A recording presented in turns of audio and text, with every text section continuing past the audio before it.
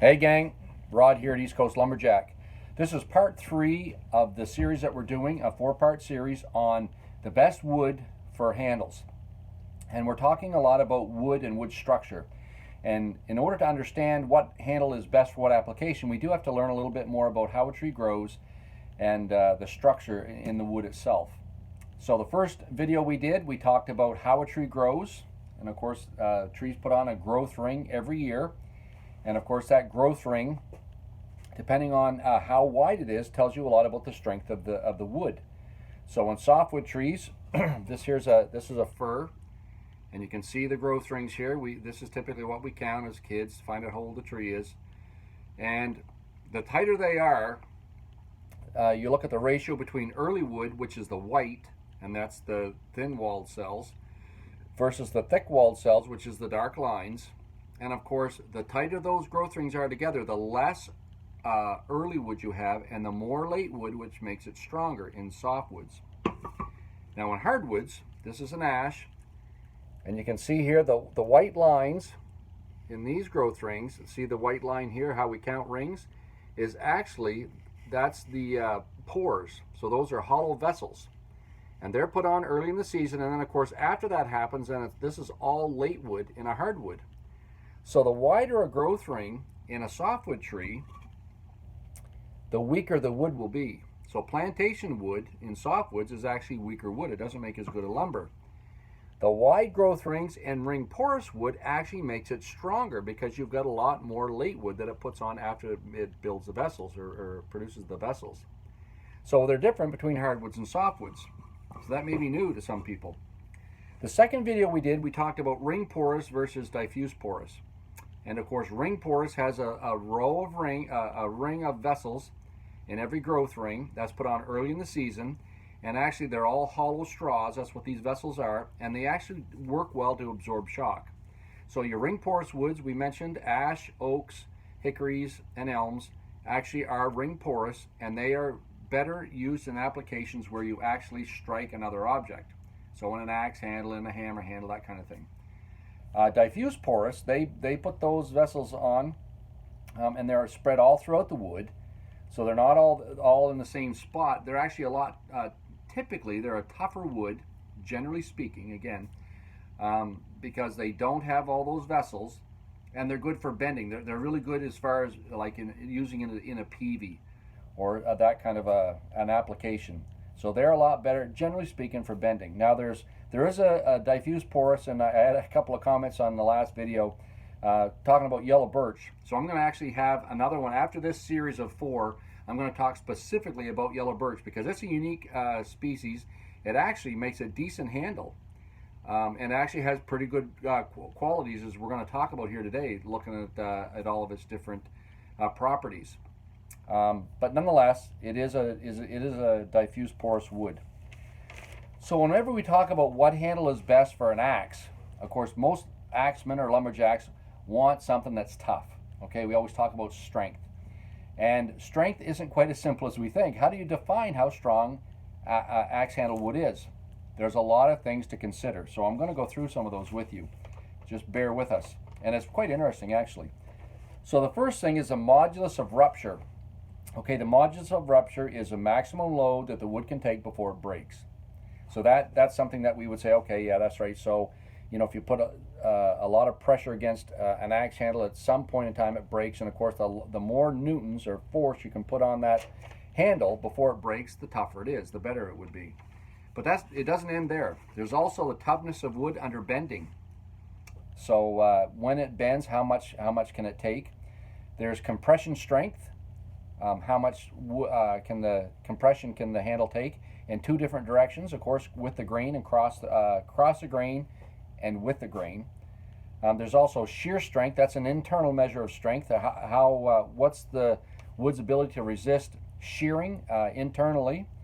And then there's also impact bending. That's where they actually take a heavy object and drop it from increasing heights to see how much it can take in one big bang. So there's also the hardness of the wood, the surface of the wood, and that's called a Jenkins scale. And what they do, they take a little 12 millimeter basically ball bearing, and how much force it takes to push that halfway into the wood. There's also the modulus of elasticity, and of course, when we start looking at uses in an axe handle, a lot of guys that actually swing an axe, and I've done that for over 30 years now, you want a bit of elasticity in your handle. Okay, we call it whip. But and of course, guys that play hockey, you'd think the same thing. Of course, I'm Canadian, and guys want a lot of flex in that stick, you know, because it's the ability to get more speed on your slap shot if that wood bends, and then of course it actually flicks the puck out. And there's also the modulus of rigidity, which is the resistance to deflection caused by shear stresses. So all these things are measured to determine how tough wood actually is. So there's a really good paper.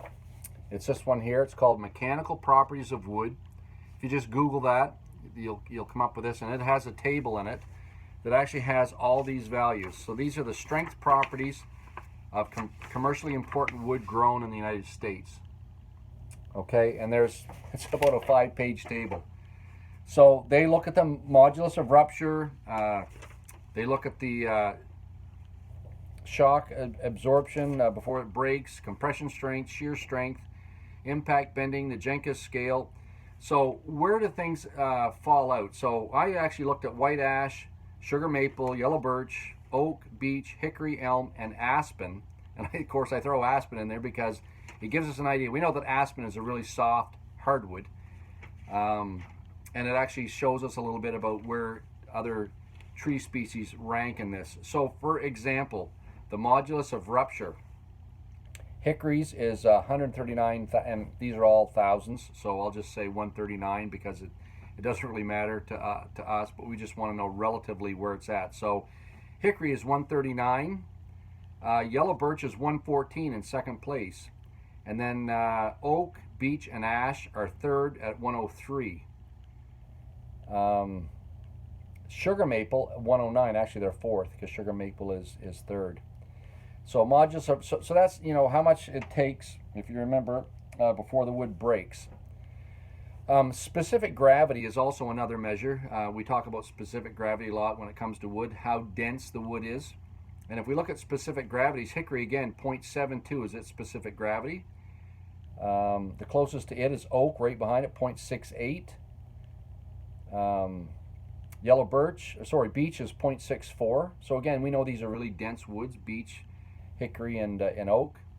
Yellow birch and maple are 0.63, 0.62. White ash is 0.55, so not quite as dense as the rest of these. Elm 0.50 and aspen 0.39. So just to give you an idea of how they rank. So, and when we think about that, we know that aspen wood is pretty soft.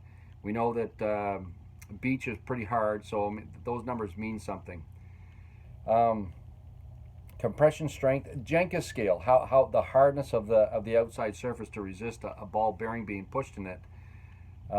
Hickory 1880 on the Jenkins scale. Next is maple, sugar maple 1450. Ash right behind it 1320. Yellow birch 1260. But then when we look at things like elasticity, that's where all of a sudden you see ash starting to come through and showing its colors, because ash has quite a lot of elasticity. It's actually the highest I have here, but they didn't, in the document I got this out of, they didn't have hickory in here. So basically the highest here was white ash, 0.8, and then it went to oak at 0.72, then it went to maple at 0.65, and yellow birch at 0.50, which again is why it's good for prying, because that's elasticity is when you bend it and then it returns back to its original shape. Rigidity, same thing. Actually, rigidity, white ash was quite 0.1, maple 0.11, so it was the highest. Oak 0.86, yellow birch 0.74, aspen below that again. So then there's crushing strength, elasticity. So basically all these things, when we look at them all, and I just want to summarize them a little bit for you.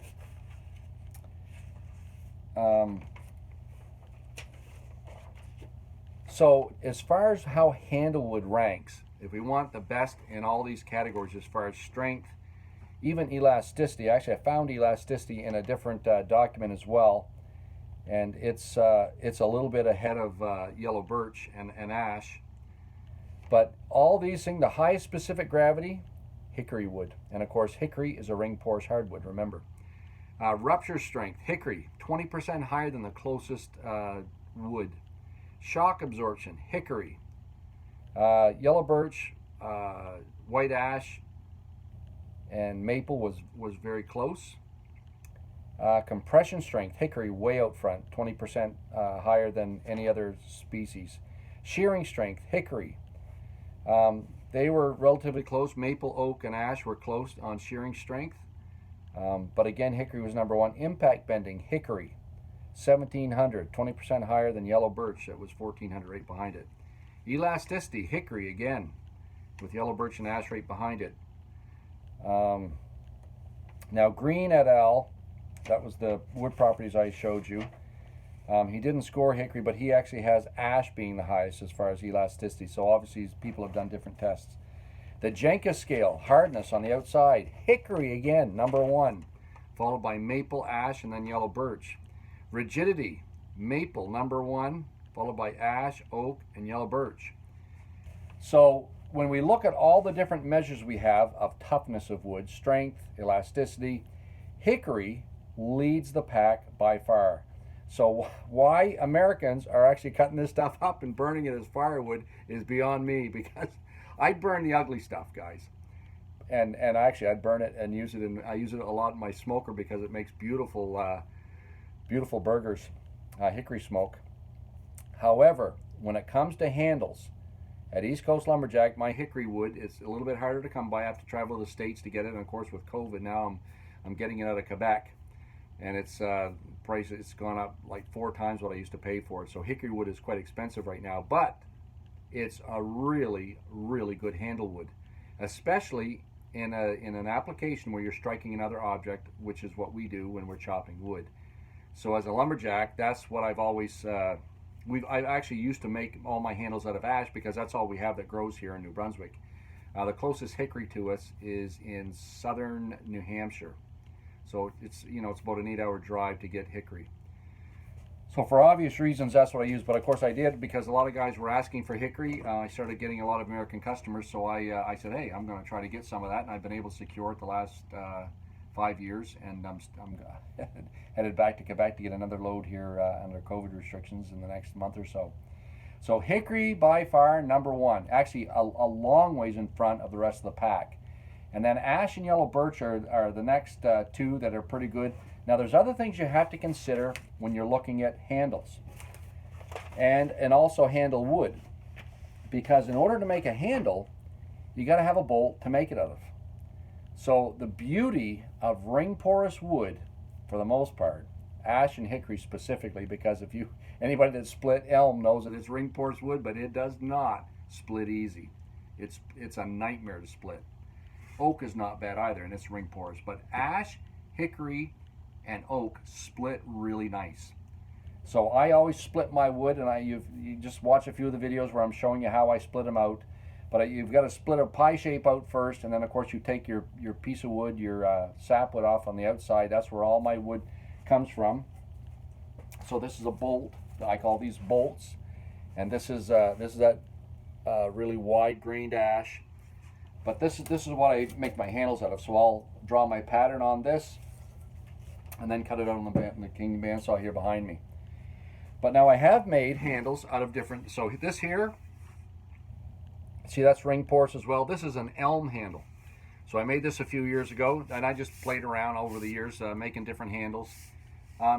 It's a ring porous hardwood, but elm doesn't split out nicely at all. It's actually quite a pain in the petunias. The other one I made was oak. A guy, and you look at the grain here, you guys that like grain across the eye. It was just a piece of wood that a guy gave me, and it was a 2x4, and I just made a handle out of it. And but you can see that it has rays going every which way but loose. This here's a maple handle. So again, really tight growth rings on the maple. Of course, my favorite ones is ash and hickory. Here's Here's a hickory wood handle. You can see the grain in it. And then I also have, for your observation pleasure, this here is ironwood. And I noticed that hop hornbeam or ironwood wasn't on the list of strength, but it is similar to beech. You can see how really tight the growth rings are in this. It's a diffuse porous wood, and this is what the old guys used to make back in the day. Used to make whiffle trees out of. That's where the horses would pull sleighs. And of course they use ironwood because as far as bending it goes, it's almost impossible to break. So again, you can use whatever wood you want in whatever application you want. Okay, let's be clear on that. However, ring porous hardwoods do excel, if you look at all the numbers here that we just went over, as far as on striking objects. They absorb shock really well, and diffuse porous are best for bending. Now as well, I remember I told you that baseball site, you need to check it out. Bear Valley bats. Okay, they got a really good, actually maple bats are starting to become the thing. And the question is that good or not? And see, because they're such a dense wood and a heavy wood, they can actually drive a ball farther. However, the problem with maple, and I'm going to get into that here right now, because some of the other characteristics you got to consider is their ease of splitting. Okay, so the nicest thing with ash is it splits nice, and same as hickory, it splits very nice. So I can make my nice bolts that I want, and they need to be uniform. Right, then you need to be able to look down now this here's, it's flat, but you can see here there's a little bit of a ripple in it. See right there where there was a knot. Actually, you can see it better from this side here. Okay, so you can see how it's got a little wobble in it here. So I'll use this side here, this end, in a shorter handle, so I don't get around that, because every time you have stuff like that, that's where you get this run out in your handles. So, and actually I have that in this elm. You can see it pretty clearly. So if you look at this elm, you can see there's a knot here, and see how that grain goes and it swings up. So that's what I try to avoid. All my handle wood is straight as a die. That's how you get a good quality handle, and that's why I split them the way I do. And if it doesn't make a top quality handle, I'll just burn it as firewood. I burn about 6 cord a year of wood, so I mean, if a little bit more firewood is not a big deal to me. So ease of splitting means a lot. Now, anybody that's ever split, it's one thing to split wood that's 16 inches long for firewood. It's another thing to split this stuff when it's 3 and 4 feet long to make a handle out of. So all my handle wood is typically 36 inch, and I might as well mention that now. So guys that want a 36 inch handle, I usually send a caveat. I'll email them back and say, listen guys, you're at the maximum of what my wood is, and when it dries, it gets a lot of these drying checks in it. I may have one of these with some drying checks in it. No, actually they're pretty good, these hickory. But because hickory is so dense, it takes a lot longer for it to dry. So ash I can use within a month. If I cut it and it's green, I can use it within a month. Hickory wood, I found out the hard way. If you start using hickory wood before it's dry, you get a lot of lateral checks in it. And here's a great example. This here's a handle in my reject pile. That's why it's not finished. But see the split in this? See that right down here? And it's not along any particular grain, okay? But it did go the whole length of the handle. And that's what happens if you use hickory too early, because what happens is it dries quickly from the outside, and it causes that shear in the wood. So hickory, you got to leave. It takes me a year to dry my hickory before I start using it. So ease to split. Ones that aren't easy to split, elm is brutal to split when it's long. Yellow birch, as much as it actually is nice for handles, yellow birch is a lot tougher to split at any length. And the other problem with yellow birch is you get a lot of wavy grain in it, especially here in Canada where we get a lot of hardwood ridges and yellow ash growing. Wavy wood is problematic because it reduces the strength qualities that we just talked about in yellow birch. And although it will also get into moisture content as well, because moisture content really changes how an axe handle will respond.